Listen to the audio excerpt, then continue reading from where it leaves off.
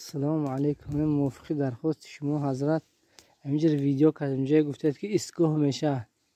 این حالا که کارو سر شدیم اینجا برای در بالا همین لطا گویم اسناب که میکردیم همونجا اوشه گرتاش بیتون کردن. حاضر فکرم مردم وای رفته گه عبید رفت باشن ساعت 1 شده.